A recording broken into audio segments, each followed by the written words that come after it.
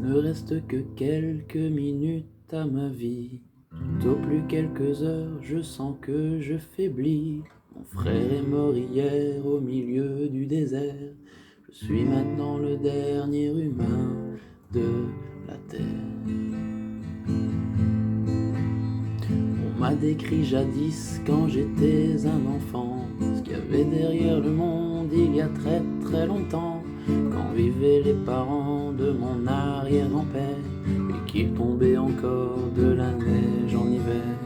En ces temps on vivait au rythme des saisons et la fin des étés apportait la moisson. Une eau pure et limpide coulait dans les ruisseaux où venaient s'abreuver chevreuils, orignaux. Mais moi je n'ai vu qu'une planète désolante, paysage lunaire et chaleur suffocante, et tous mes amis mourir par la soif ou la faim, comme tombent les mouches jusqu'à ce qu'il n'y ait plus rien. Plus rien. Plus rien.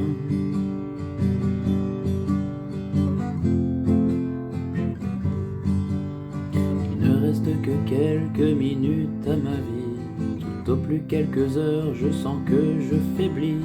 Mon frère est mort hier au milieu du désert, je suis maintenant le dernier humain de la terre. Tout ça a commencé il y a plusieurs années, alors que mes ancêtres étaient obnubilés par des bouts de papier que l'on appelait argent, qui rendaient certains hommes vraiment riches et puissants.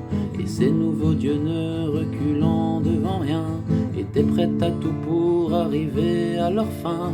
Pour s'enrichir encore, ils ont rasé la terre, pollué l'air ambiant et tari les rivières.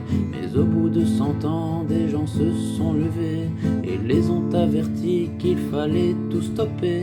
Mais ils n'ont pas compris cette sage prophétie, ces gens-là ne parlaient qu'en termes de profit.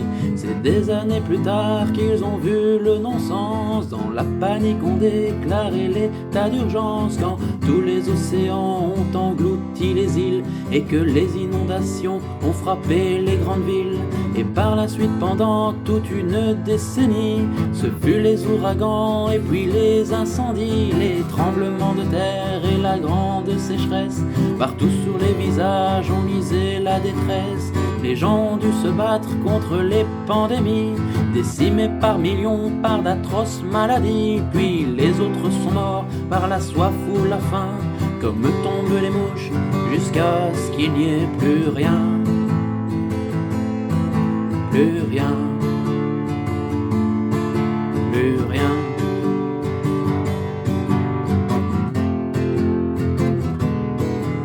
Mon frère est mort hier au milieu du désert, je suis maintenant le dernier humain de la terre.